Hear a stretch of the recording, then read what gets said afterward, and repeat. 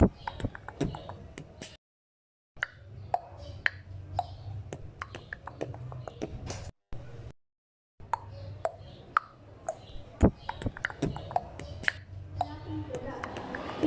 na ito ng isang basket ng prutas.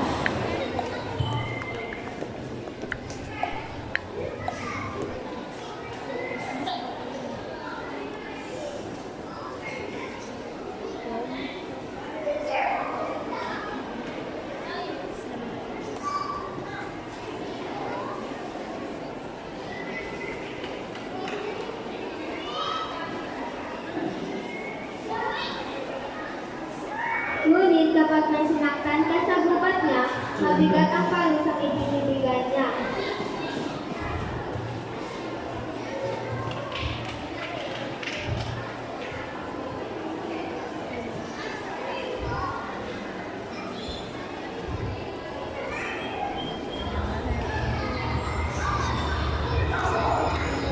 Tulungan mo ako!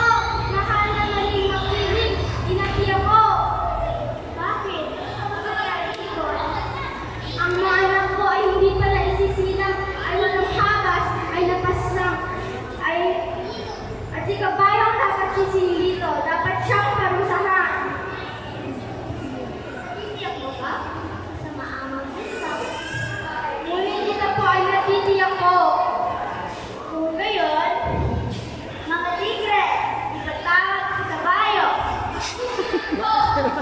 At hinanap na nila si kabayo.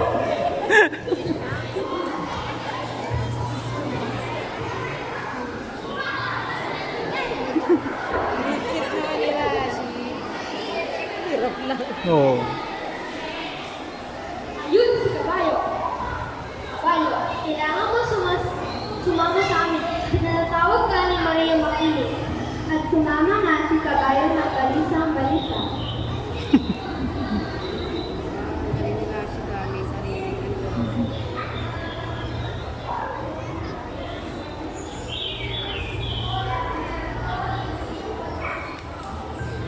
Mahal na diwata, hindi ko po sinasadya na makita ka ng pugad ni Leo. Kasalanan po ito ni Palaka. Si Palaka? Mukhang po siya ng pagkalakas-lakas, kaya po ako nagulat. Ipatawag si Palaka. Di ba maganda kaysa doon sa Oo. ganit costume niya? Bumukan na. Hinanap ng mga tigre si Palaka at dinala kay Maria Makiling.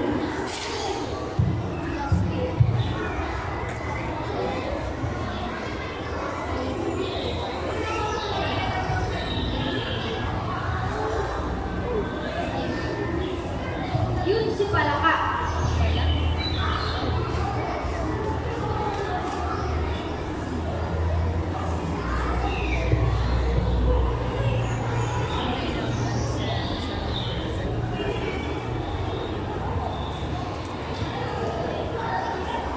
Mahal na diwata, hindi ko po sinasadya na magpakuhak ng malakas na ikinagulat ang kabayo na manang itinasira ng pugad ng ibon. Kasalanan po ito ni Pago. Si Pago? Bakit siya ang nakasisi?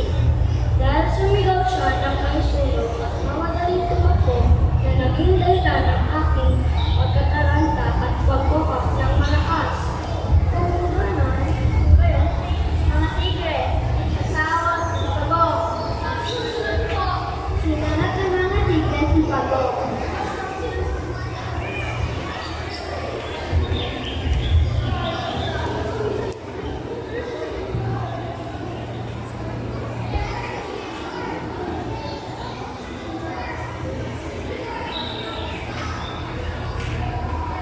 Ayun si Pago. Pago, ipinatatawag ka ni Maria Makiling.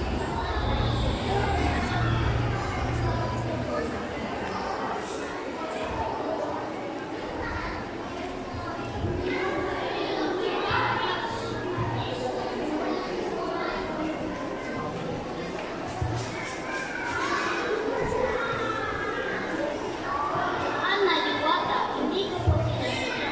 Ang sa akin ako, sino po ba hindi magdala ng sariling bahay kapag nakakita ng apoy? Itong bahay na lang ang meron ako. Ngunit wala namang nakaulat Hindi po. Habang naglilinis ako, bigla na lang po dumating si Alitaptap na may dalang apoy. Gusto niya sunugin ang bahay ko. Mga tigre, matawag na nga si Alitaptap dito. Nausap ng mga tigre si Alitaptap.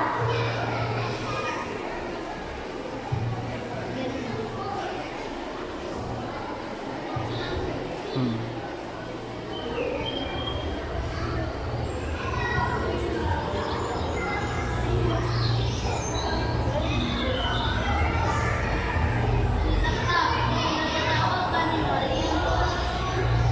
Bakit ako lang ang hinuhuli na dapat ay sila din?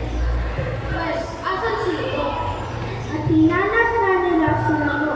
Ngunit laking gulat nila, makita nila sila mo na may dalang itak.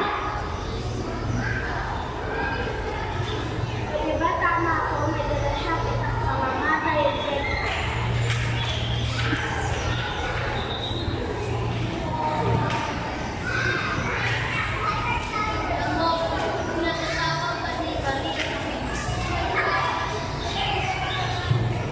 Hindi, tama-tama, may susumbong ako sa kanya. Sige, dalhin niyo ako sa kanya. Sa harap ni Maria Magdiling, nagsama-sama ang mga nagtuturoang hayop.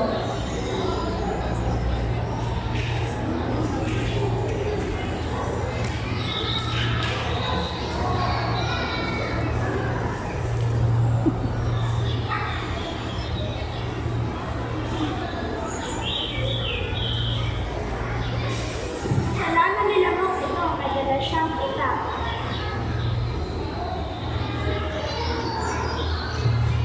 Siya ay nagtangka sa buhay ko. Ikaw ang magaling na nagsisisigaw ng sunog. Kita niyo yan? Kala niyo kung sino siya makakoka.